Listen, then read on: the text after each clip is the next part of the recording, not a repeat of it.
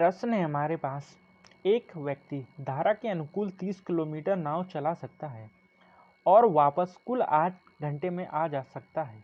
यदि स्थिर जल में नाव की गति धारा की गति की 4 गुनी है तो धारा की गति क्या होगी। ये रहे आपके सारे ऑप्शंस। ठीक है, अभी इस प्रश्न को कैसे हल किया जाता है आइए समझते हैं।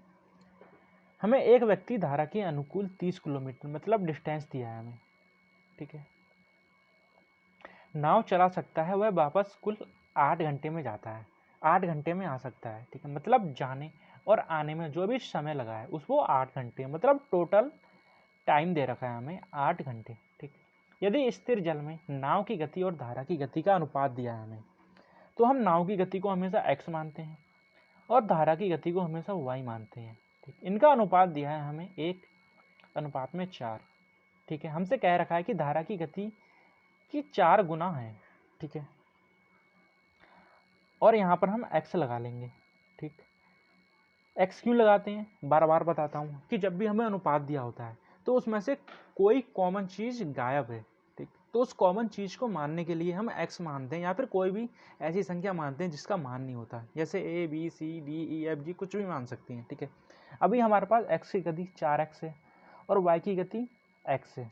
ठीक, और दूरी हमारे पास 30 है और टोटल टाइम हमारे पास 8 है। ठीक, तो जब वो धारा के अनुकूल जाता है, ठीक है, जब वो जैसे कि नदी इस साइड बह रही है, ठीक, तो वो पहले तो भाई नदी के साथ साथ जाता है।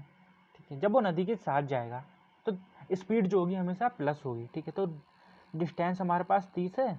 अब जब स्पीड प्लस होगी तो 4x प्लस में 1 कितना हो जाएगा, 5x। ठीक है, टोटल टाइम दिया है तो यहाँ से प्लस हो जाएगा। ठीक है, कॉन्सेप्ट क्या है, दूरी बट्टे में स्पीड बराबर में क्या होता है, टाइम। ये फॉर्मूला बहुत ही फेमस है, सभी को पता होगा। यहाँ से हो जाएगा 30 अपॉन में कितना होगा, जब ये अब विपरीत दिशा में जा रही है, धारा इस साइड में बह रही है और जो नाव जो है विपरीत जा रही है, तो स्पीड हमेशा माइनस होती है। ठीक है, तो कितना हो जाएगा, यहाँ से 4x में से x माइनस करेंगे 3x और बराबर में हमें 8 दे रखा है, मतलब टोटल टाइम। ठीक है, समझ में आया ना। अभी देखो, इसको कई लोग गलत करते हैं, इसको सॉल्व करने में कई लोग गलत करते हैं। वो क्या करते हैं, यहाँ से हो जाएगा 3 तिया 9 90x प्लस में यहाँ से हो जाएगा 5 तिया 15 150x। अब वो नीचे क्या लिख देंगे, 5 तिया 15 में x का स्क्वायर और बराबर में लिख देंगे 8। अब भाई इसमें तुम कैंसिल क्या करोगे, मैंने बहुत बार देखा बहुत से बंदे ऐसा ही करते हैं, मेरी कोचिंग में भी बहुत से बंदे ऐसे ही कर रहे थे। तो हमें ऐसा नहीं करना है। ठीक है, हमें कैसा करना है तो अभी बताता हूँ। तो देखो, हमें सीधे सीधे नीचे x कॉमन दिख रहा है, तो भाई जो वैल्यू कॉमन होती है वो नीचे एक बार ही आती है। ठीक है, जो वैल्यू कॉमन होती है वो एक बार ही आती है, बाकी जो एक्स्ट्रा वैल्यू होती है उनकी मल्टीप्लाई होती है। ठीक, ये बात समझना है। तो नीचे से क्या कहते हैं, x पहले ही आ जाएगा। ठीक, उसकी मल्टीप्लाई ऊपर नीचे नहीं होगी।